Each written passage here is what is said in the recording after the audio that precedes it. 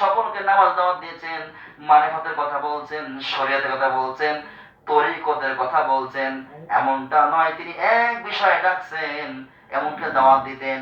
একদিন হঠাৎ করে আবু জেহেল বলল, চাচা আপনি কোথায় গিয়েছিলেন? বিষ্ণু বললেন, আমি সমস্ত উম্মতের জন্য, দিনের জন্য, ইসলামের জন্য সকলকে আমি আহ্বান করি। এই কথা বলার পরে আবু জেহেল একটি সাফা মারোয়ার নিকট থেকে একটা পাথর নিয়ে আমার বিশ্ব নবীর, যে নবীর গায়ে, আল্লাহু আকবার, যে নবীর গায়ে মশা মাছি বসা হারাম ছিল, যে নবীর গায়ে কোনো মশা মাছি বসতেন না, আমার নবী যখন রাস্তা যাইতেন, ওই রাস্তায় একদিন নয়, 2 দিন নয়, 40 দিন পর্যন্ত রাস্তা থেকে সব জান্নাতি ঘ্রাণ বেরোতে বলে সুবহানাল্লাহ। সুবহানাল্লাহ। এই বিশ্ব নবীকে, এই বিশ্ব নবী থেকে সমস্ত মাখলুক সালাম দিতেন, সমস্ত গাছ পাতা লতাগুলো রাসূলকে দেখে মাথা নষ্ট করতেন, তাকে সালাম করতেন, বলে সুবহানাল্লাহ। আবু সুবহানাল্লাহ। জেহেল একটা পাথর নিয়ে ইন্নাস সাফা ওয়াল মারওয়া ইনশাইরিল্লাহ একটি পাথর দিয়ে রাসূলের মাথায় যখন আঘাত করলো, বিশ্বনবী মা গো বাবা করে চিৎকার করে কান্দেন। আর কান্দে একটা মুরগি জবাই করলে যেমন ছটফট করে, আমার দয়াল নবী, আমার বিশ্ব নবী আশিক রাসূল কারে বলে দেখেন, উনি ছোট কান্দেছেন। হযরতে ওনার কান্নার অবস্থা দেখে তখন আপনার তার চাচা আবু সুফিয়ান ইসলাম গ্রহণ করেন নাই।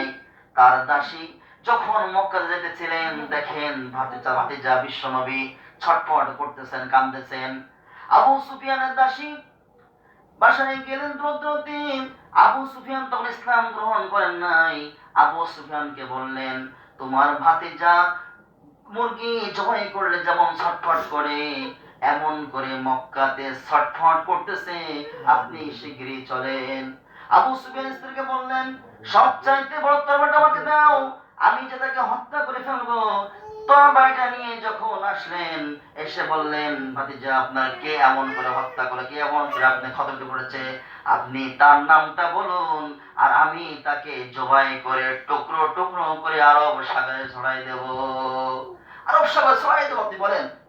বিষ্ণু বললেন, আবু সুফিয়ান চাচা আমার, আপনি মনে করেছেন যদি আমি কুখ্যাত ব্যক্তির নামটি বলে দেব, আর আপনি আমার সামনে জবাই করে টুকরা করে সাগরে, বিশ্ব সাগরে ছড়াই দেবেন, আমি তার চাইতে বেশি খুশি হয়ে যাব আবু সুফিয়ান, যদি এই মুহূর্তে তুমি পড়ে নাও, বায়াত গ্রহণ করে নাও আমার কাছে বায়াত গ্রহণ করে যদি কালেমা পড়ে নাও, সকালে বলুন লা ইলাহা ইল্লাল্লাহু মুহাম্মাদুর রাসূলুল্লাহ, আল্লাহু আকবার, মুসলমান হয়ে গেলেন।